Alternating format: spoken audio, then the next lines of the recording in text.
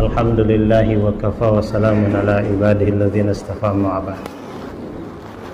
Para pengurus masjid dan seluruh jamaah Raudatul Hakim yang dirahmati Allah Ta'ala, masih dalam suasana Syawal, setelah kita sama-sama menempuh pelatihan untuk menjadi manusia takwa selama bulan Ramadan. Semoga target menjadi manusia takwa benar-benar tercapai oleh setiap diri kita, insyaallah. Saya baru sempat lagi bersilaturahim ke sini karena kemarin ada beberapa agenda berangkat ke Kendari, termasuk sholat Idul Fitri di Bengkulu. Sekarang baru sempat silaturahim ke sini. Maksud kita bertemu ini adalah untuk saling ingatkan dan saling memberi semangat agar perjuangan kita dalam bulan Ramadan jangan sia-sia. Terjadinya peningkatan ini perkara yang penting, karena bulan Syawal ini maksudnya adalah bulan peningkatan. Kalau sebelum Ramadan sholatnya hanya 17 rakaat, maka ketika Ramadan bertambah 11 rakaat jadi 28 rakaat. Nah, sekarang bulan Syawal kita berusaha meningkat menjadi 50 rakaat, insyaallah. Syawal ini bulan peningkatan. Di bulan Ramadan setiap hari sedekah 10.000. Bulan Syawal insyaallah meningkat menjadi setiap hari 100.000, insyaallah. Ada niat kita untuk meningkat. Bukti Ramadan ini berhasil adalah terjadinya peningkatan di bulan Syawal. Bulan Ramadan masih cemberut kepada orang. Nah, bulan Syawal ini mulai senyum kepada orang. Ini ada peningkatan. Bulan Ramadan masih jomblo, bulan Syawal sudah menikah. Ini peningkatan. Bulan Ramadan anaknya 1, bulan Syawal meningkat menjadi 2. Ini peningkatan. Tanda-tanda suksesnya Ramadan itu adalah tercapainya derajat takwa. Tercapainya derajat takwa. Kenapa derajat takwa ini perlu kita perjuangkan? Itu jawabannya semua ada dalam surat At-Tolak, surat 65. May yattaqillaha yukaffir anhu sayyi'atih. Allah akan tutupi aib-aibnya. Ini barokah orang takwa. Keburukan-keburukan kita itu tidak dinampakkan oleh Allah Subhanahu wa Ta'ala. Kemalesan kita, pelitnya kita, cemberutnya kita, berantemnya kita dengan anak, dengan istri, dengan mantu, dengan mertua, dengan tetangga, itu yukaffir anhu. Allah tutupi. Ini berkah orang takwa. Hutang-hutangnya tidak diumumkan. Ini barokah orang takwa. Karena itu takwa perlu diperjuangkan. Ini keuntungan pertama orang takwa. Keuntungan kedua, lanjutan dari ayat tadi. Wa yu'dzim lahu ajra. Allah akan berikan kepadanya pahala yang besar. Amalan-amalannya itu dilipat gandakan. Nah, bulan Syawal ini adalah bulan di mana kita bisa melihat amal kita ini dilipat gandakan oleh Allah atau tidak pahalanya. Kalau orang sholat di Masjidil Haram itu dilipat gandakan Allah Ta'ala pahalanya 100.000 kali. dibanding kita sholat di Raudatul Hakim. Di Masjid Nabawi ada yang katakan 1000 kali, ada yang katakan 5000 kali. Tetapi ada yang lebih besar lagi daripada itu. Kurang dibicarakan sehingga orang tidak paham. Di mana dapat pahala yang lebih besar? Yakni ketika keluar jalan Allah Subhanahu wa taala. Itu sebabnya orang-orang di Mekah, orang-orang di Madinah mau meninggalkan negerinya. Di sana ada Ka'bah, di sana ada Multazam, di sana ada orang tawaf, di sana ada orang sa'i, di sana ada padang Arafah, di Madinah ada makam Rasulullah, ada Jannatul Baqi, ada Raudah. Semua ditinggalkan. Kenapa?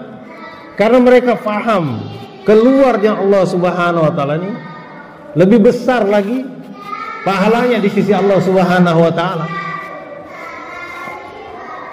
Inilah yang mungkin membuat ini hari ini ada wajah-wajah baru di Raudatul Hakim. Kawan-kawan kita dari Tangsel juga, dari Ciputat Timur, dari Pondok Aren, dari mana lagi? Setu. Ini kumpul di sini, belajar, meninggalkan kesenangan-kesenangan. Ini dalam rangka meningkatkan tadi, mendapatkan peningkatan pahala yang lebih besar di sisi Allah Subhanahu wa taala, yakni dengan khurj fi sabilillah. Wa yudzim lahu ajra. Ini adalah hasil takwa. Kemudian yang ketiga, may yattaqillaha yaj'al lahu min amrihi yusra. Orang takwa itu dimudahkan urusan-urusannya. Urusan dengan pengadilan dimudahkan, urusan dengan Pak Hakim dimudahkan, urusan dengan polisi dimudahkan, urusan dengan jaksa dimudahkan. Yang memudahkan itu Allah. Syaratnya takwa. May yattaqillaha yaj'al lahu min amrihi yusra. Ada urusan dengan wali kota dimudahkan, urusan dengan gubernur dimudahkan, urusan dengan presiden dimudahkan, urusan dengan calon mertua dimudahkan, urusan dengan tetangga, dengan ketua jurusan, orang-orang yang mahasiswa dimudahkan. Kalau ingin dimudahkan urusannya, takwa. Pelatihannya bulan Ramadan. Janji Allah Subhanahu wa taala, may yattaqillaha yaj'al lahu min amrihi yusra. Allah mudahkan urusan. Urusan makanannya mudah. Dia enggak ada rasa berat sedikit pun memikirin masalah perut. Urusan kontrakan rumahnya dimudahkan. Kalau ingin dimudahkan urusan kontrakan rumah, gampang. Capai level takwa. Ingin dimudahkan urusan yang berhubungan dengan pekerjaan di kantor, berhubungan dengan karir, berhubungan dengan bisnis. Ini alatnya dikasih oleh Allah, namanya takwa. Pelatihannya bulan Ramadan. Kemudian yang keempat, may yattaqillaha yaj'al lahu makhraja. Siapa yang takwa, Allah akan berikan jalan keluar dari semua masalah-masalahnya. Siapa orang yang tidak ada masalah? Allah jadikan dunia ini memang tempat masalah. Karena itu selama masih ada di dunia, masih ada masalah.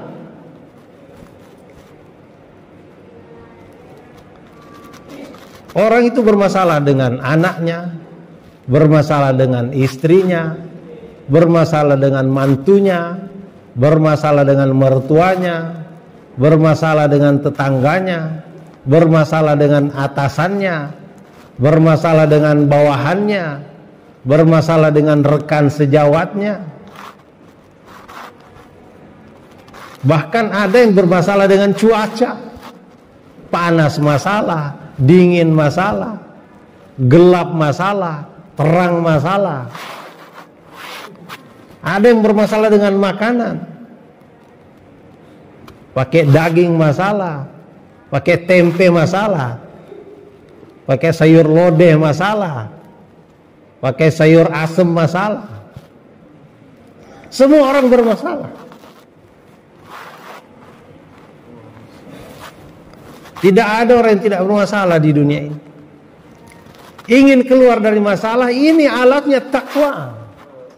May yattaqillaha yaj'al lahu makhraja.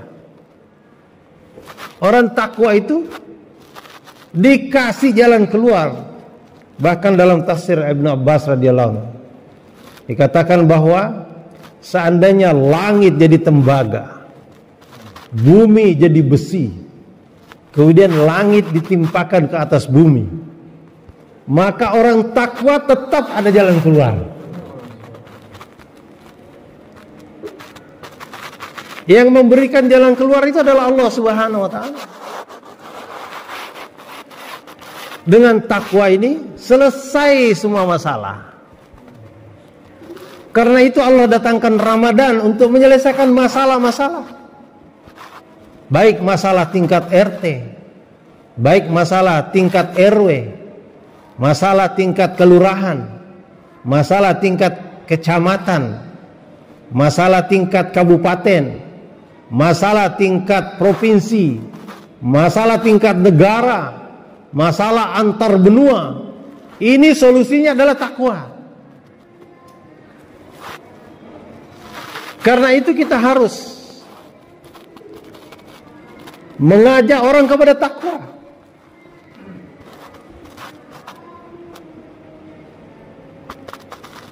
Dikatakan al-imanu uriyan wa libasuhut taqwa. Iman ini telanjang, pakaiannya adalah takwa. Maksudnya iman ini adalah power untuk berbuat amal kebaikan.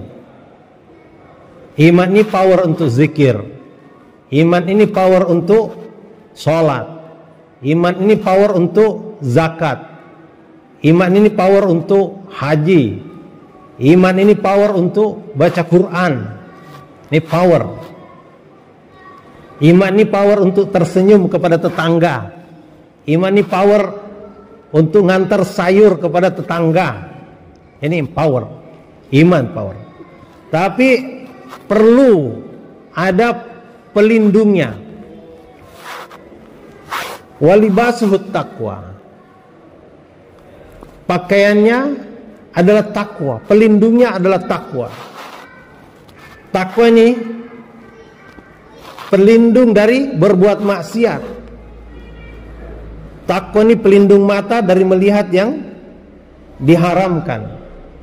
Takwa ini pelindung mulut dari memakan yang diharamkan, dari membicarakan yang diharamkan. Takwa. Takwa ini pelindung tangan dari nonjok yang bukan hak. Takwa ini pelindung kaki dari menendang yang bukan haknya. Takwa ini pelindung dari pistol yang ditembakkan kepada bukan haknya. Takwa ini pelindung daripada berbuat maksiat. Mengusahakannya dalam bulan Ramadan. Janji Allah itu kepada iman dan takwa. Janji Allah kepada orang yang iman, orang yang takwa. Walau anna ahlal qura amanu wattaqau lafatahna alaihim barakatim minas sama'i wal ardh. Satu kampung ini, satu kota ini, satu negara ini, kalau orangnya iman dan takwa, Allah akan bukakan keberkahan dari langit dan bumi. Kalau Allah bukakan keberkahan, kalau Allah bukakan keberkahan, maka kehidupan jadi mudah. Kehidupan jadi penuh dengan kebahagiaan.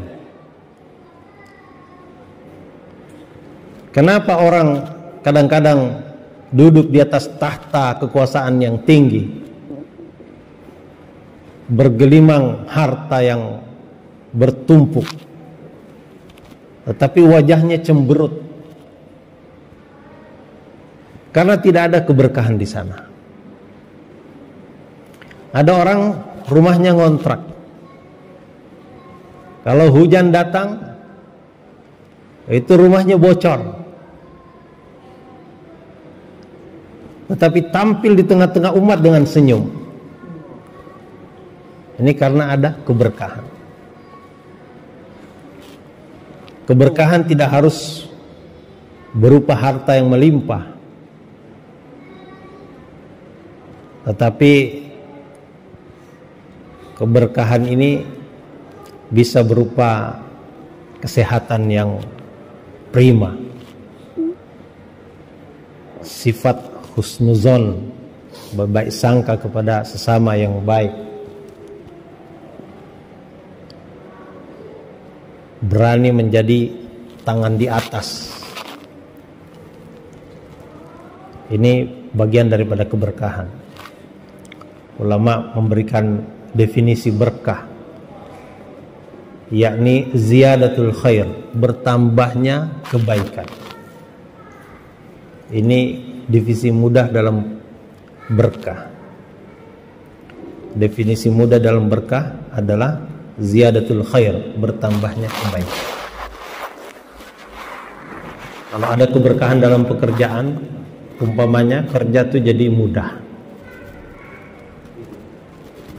waktunya singkat, tempatnya dekat, hasilnya melimpah. Ini ciri-ciri ada berkah dalam pekerjaan.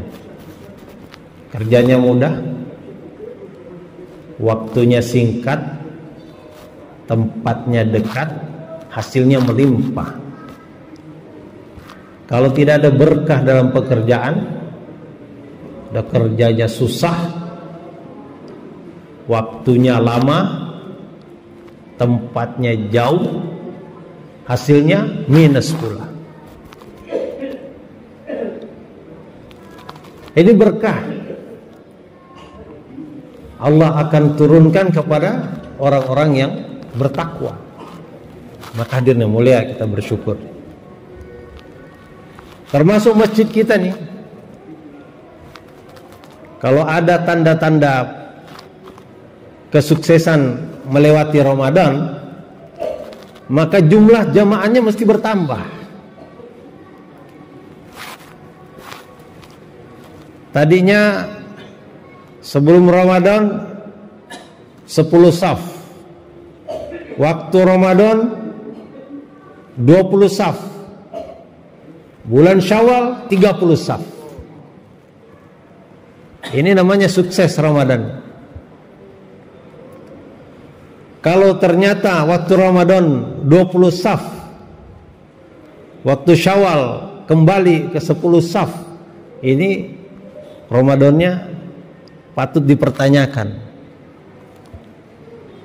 Mungkin kurang sempurna saumnya, mungkin kurang sempurna pandangan matanya waktu bulan Ramadan, mungkin kurang sempurna lisannya dalam bulan Ramadan, mungkin kurang sempurna gerakan tangannya dalam bulan Ramadan, mungkin kurang sempurna gerakan kakinya dalam bulan Ramadan. Mungkin duit banyak, tapi dia taruh di bawah ketiak, sembunyikan di bawah bantal, sehingga asar Ramadan tidak menembus ke bulan Syawal. Maka hadirnya mulia kita bersyukur, sekarang ini kita telah sampai pada bulan Syawal. Para sahabat dahulu mereka menginginkan seluruh bulan itu adalah Ramadan. Seluruh bulan Ramadan, karena mereka tahu berkahnya Ramadan. Kolang-kaling yang tidak ada di bulan-bulan lain muncul di bulan Ramadan. Segala macam makanan, onde-onde, apalagi timus, burasa, coto mangkasar, semua ada terhidang di bulan Ramadan. Keluar Ramadan hilang semuanya. Harusnya meningkat. Bulan Ramadan coto Makassar 10 mangkok, bulan Syawal harusnya 20 mangkok.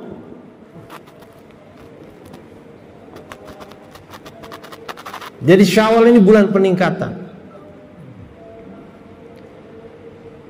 Kalau tidak ada peningkatan berarti kita harus ulang lagi Ramadan kita tahun depan. Semua bersedia insya Allah. Kalau panjang umur. Hadirin yang mulia, di hadapan kita ini ada hajat-hajat negeri kita yang besar. Tanggal 20, 21 bulan Mei, yakni hari Sabtu Ahad depan akan ada ijtima Tangsel. Seluruh penduduk warga Tangerang Selatan diharapkan untuk hadir di sana, di Masjid 1 Miliar, Masjid Ar-Rahman, Pondok Ranji. Ya. Supaya kita berkumpul bersama-sama memikirkan bagaimana agar meningkat amalan-amalan kita di bulan Syawal. Jangan dari tahun begitu terus. Tahun ini bulan Ramadannya sekian, Syawalnya merosot lagi. Ramadan meningkat lagi, Syawal merosot lagi. Kita ingin Syawal ini betul-betul meningkat. Itu akan dibicarakan oleh orang-orang tua kita yang berpengalaman menghidupkan amal masjid 24 jam. Ya, alhamdulillah masjid kita ini Raudatul Hakim. Di mana-mana Pak Wali Kota Bengkulu pergi, ini menjadi maskot beliau. Beliau pergi menceritakan di seluruh bupati-bupati yang beliau temui, seluruh gubernur-gubernur yang beliau temui, seluruh menteri-menteri yang beliau temui, seluruh masjid di mana beliau bicara tentang amal masjid. Ini Raudatul Hakim selalu menjadi maskot beliau. Di satu kota di Tangerang Selatan ada tuh masjid yang hidup amal 24 jam. Yang dibicarakan tuh amalnya, bukan bangunan masjidnya. Kalau bangunan masjidnya banyak masjid lebih mewah daripada Raudatul Hakim. Banyak masjid yang lebih dingin AC-nya daripada Raudatul Hakim. Banyak masjid lebih tebal karpetnya daripada Raudatul Hakim. Banyak masjid yang makanannya disediakan lebih banyak lagi daripada Raudatul Hakim. Di Pakistan ada satu masjid, tiap hari 7.000 orang makan 3 kali. Di India ada masjid, tiap hari 5.000 orang makan di sana tiap hari. Di Bangladesh ada masjid, tiap hari 3.000 orang makan di sana 3 kali sehari. Jadi bukan makanannya, bukan karpetnya, bukan AC-nya, bukan bangunannya. Tapi yang membanggakan dari masjid ini adalah amalannya. Amalan masjid di mana meniru amalan yang ada di Masjid Nabi sallallahu alaihi wasallam. Amalan masjid 24 jam. Pagi ada yang buat amalan, siang ada yang buat amalan, sore ada yang buat amalan, malam ada yang buat amalan. Dan amalan inilah yang merubah kehidupan sahabat dahulu. Dulu sahabat ini jahil. Dengan amalan masjid mereka berubah jadi alim. Dulu sahabat ini degil. Dengan amalan masjid mereka berubah jadi beradab, berakhlak mulia. Dulu sahabat ini musuhan. Dengan amalan masjid mereka menjadi kasih sayang. Dulu sahabat itu perang. Dengan amalan masjid mereka berubah menjadi damai. Dulu sahabat itu miskin. Dengan amalan masjid mereka berubah jadi kaya raya.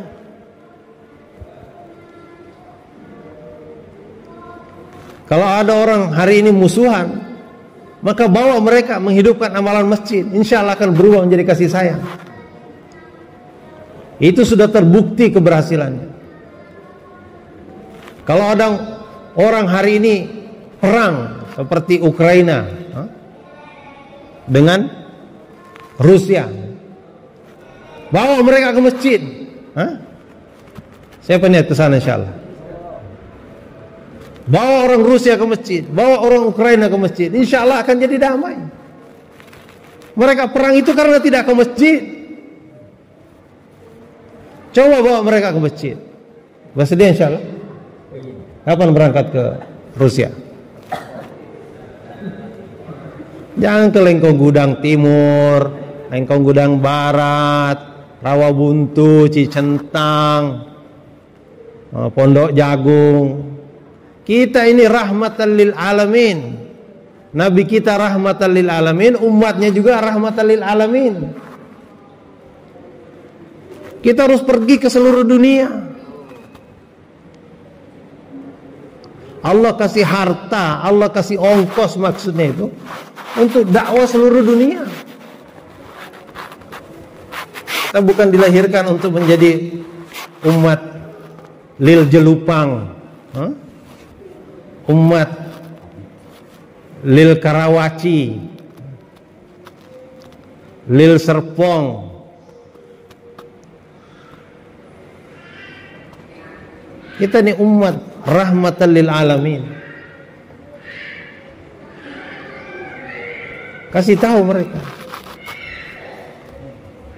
Amal masjid ini mendatangkan perdamaian. Sahabat dahulu miskin. Dengan amal masjid mereka berubah jadi kaya raya. Kekayaan mereka ini luar biasa. Pak Cecep sering sampaikan. Kekayaan yang datang di zaman Sayyidina Umar radhiyallahu anhu dari Rum dan Parsi itu 3 miliar dinar. 1 dinar itu 4,25 gram emas. Harga emas lebih kurang 1 juta.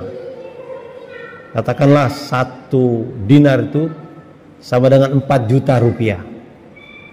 4 juta kali 3 miliar itu sama dengan 12.000 triliun. Itu bukan sedikit. Utang Republik Indonesia ini katanya 7.000 triliun. Masih lebih banyak uang sahabat. Pinjam uang sahabat 7.000 triliun, masih sisa mereka 5.000 triliun. Padahal jumlah sahabat tidak banyak. Kalau uang 12.000 triliun dibagikan kepada semua sahabat, maka setiap orang akan dapat jatah 96,7 miliar. Bayi baru lahir nih, langsung dapat buku tabungan 96,7 miliar. Engkongnya mau mati ini, engkong wariskan untuk kalian 96,7 miliar. Bukan sedikit tuh 96 miliar. 9 juta aja banyak, 90 juta banyak, 900 juta banyak. 9 miliar banyak, ini 96,7 miliar untuk setiap orang. Padahal kalau kita lihat negeri sahabat tuh, dari dulu sampai sekarang sama, gersang, sejauh mata memandang, kering kerontang, pasir, batu. Coba negeri sahabat, tapi hidup mereka sejahtera. Negeri kita ini hijau royo-royo, sejauh mata memandang, hijau royo-royo, subur. Tanahnya gembur, tanamannya subur. Gunungnya mengandung emas, mengandung minyak, mengandung batu bara. Lautannya luas, ikan besar-besar, di dasarnya ada mutiara. Tapi kok berhutang? Aneh bin ajaib. Kata wali kota Bengkulu Helmi Hasan, penyebabnya karena gunung didaki, lautan diseberangi, masjid dilewati. Kita cuek terhadap panggilan muazzin.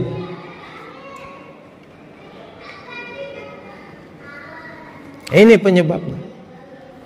Padahal negeri kita ini kaya raya, jauh lebih kaya dibanding negeri sahabat radhiyallahu anhu.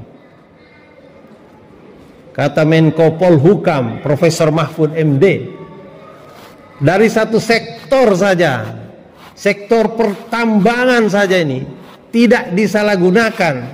Bahasanya beliau tidak dikorupsi, tapi saya nggak mau ngomong korupsi karena korupsi bahasanya agak kasar. Saya ngomong yang halus. Kalau sektor pertambangan di Republik Indonesia ini tidak disalahgunakan oleh penguasanya, maka setiap kepala orang Indonesia bisa dapat duit setiap bulan sebesar 20 juta rupiah. Coba kalikan 300 juta penduduk Indonesia, berapa kekayaan negeri kita? Baru dari sektor pertambangan, belum dari sektor pertanian, belum dari sektor perindustrian, belum dari sektor perdagangan.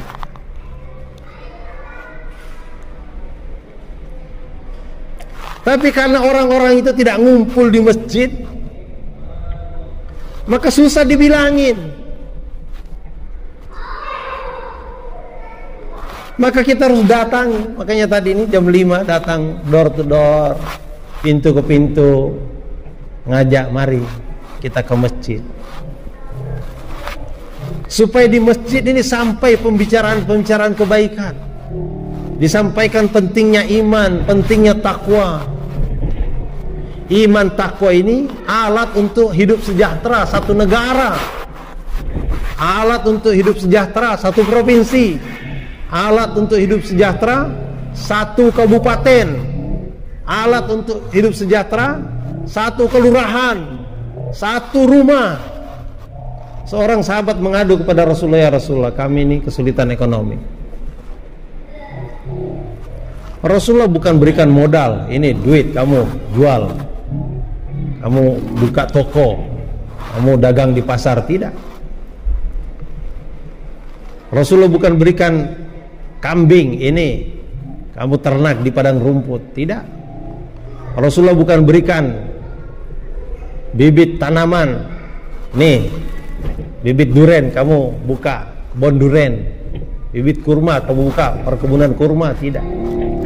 Rasulullah bacakan ayat wa'mur ahlaka bis sholah, perintahkan keluargamu sholat. Orang datang mengadu masalah ekonomi, Nabi perintahkan tuh sholat. Mungkin dia sudah sholat, gimana dengan istrinya? Gimana dengan anaknya? Bagaimana dengan cucunya?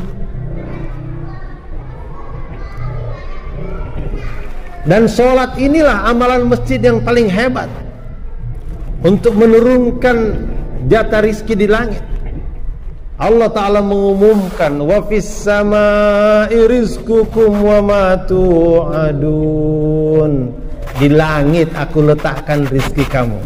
Dan apa-apa yang dijanjikan untuk kamu itu ditaruhnya di langit.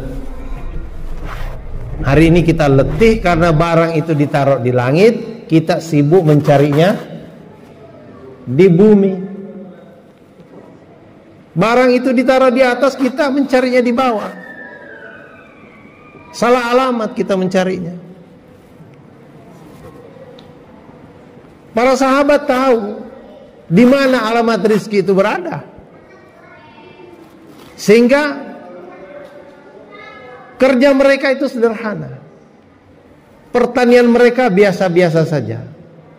Perdagangan mereka biasa-biasa saja. Perkantoran mereka biasa-biasa saja. Yang luar biasa dalam kehidupan sahabat, yakni apabila azan berkumandang, Allahu Akbar, Allahu Akbar, langsung mereka berbondong-bondong meninggalkan semua kesibukan. Yang tani lemparkan cangkulnya, yang dagang tinggalkan tokonya, yang ngantor tinggalkan mejanya. Berbondong-bondong mereka memenuhi panggilan Allah Subhanahu wa ta'ala. Datang kesejahteraan dalam kehidupan mereka.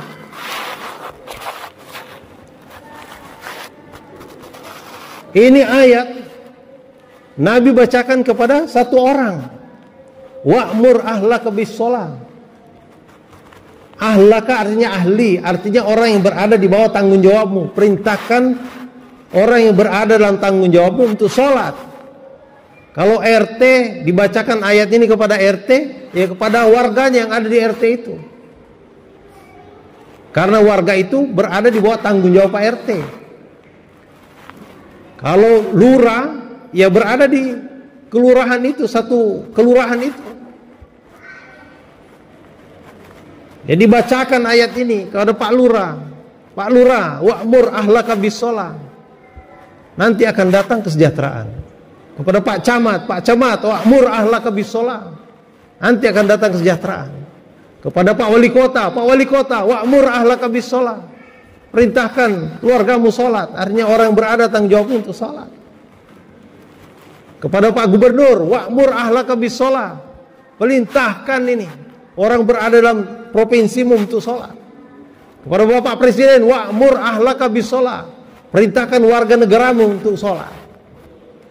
Kalau ini dilakukan presiden, dilakukan oleh gubernur, dilakukan oleh bupati wali kota, dilakukan oleh camat, lurah, RW, RT, dilakukan oleh setiap rumah tangga, maka janji Allah pasti akan wujud. Walau anna ahlal qura amanu wattaqau la fatahna alaihim barakatim minas samaa'i. Satu kampung orangnya iman takwa, Allah akan bukakan keberkahan dari langit dan bumi. Hadirin mulia, inilah maksud kita bertemu, saling ingatkan perkara ini, saling ingatkan satu rumah tangga, saling ingatkan satu RT, satu RW, satu kelurahan, satu kecamatan, satu provinsi, satu negara. Kita harus saling ingatkan, bahkan satu dunia kita harus datang saling ingatkan perkara ini. Bersedia insyaallah? Tanggal 6, 7, 8 Agustus nanti ijtima di Cikampek, 3 kawasan, DKI, Banten, dan Jawa Barat. Itu puncak istimewa. Di seluruh Indonesia ada 16 kawasan. Ini pemanasannya tanggal 20, 21 Mei ini di Tangsel, di Masjid 1 Miliar Ar-Rahman. Kita luangkan waktu untuk hadir di sana. Kita dengarkan pembicaraan-pembicaraan bagaimana caranya orang dahulu bisa sejahtera, para sahabat bisa sejahtera. Mereka tidak punya pesawat, mereka tidak punya kereta api, mereka tidak punya handphone, mereka tidak punya satelit, tapi hidup mereka sejahtera. Sekarang kita semua punya, tapi sepertinya hidupnya sengsara.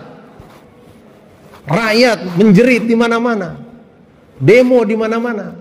Ini masalahnya apa? Karena kurang iman dan takwa. Nah, kita harus ajak mereka. Bersedia insyaallah? Kita luangkan waktu 3 hari, 40 hari, 4 bulan, mengikuti dulu sahabat. Kalau sahabat dulu kita tidak sanggup. Mereka pergi seumur hidup, tinggalkan Mekah, tinggalkan Madinah, tidak balik lagi ke sana. Kita nih masih 3 hari pulang lagi, 40 hari balik lagi, 4 bulan balik lagi. Ini kita latihan-latihan saja. Presiden insyaallah ya. Boleh catat nama niat insyaallah. Ayo bismillah.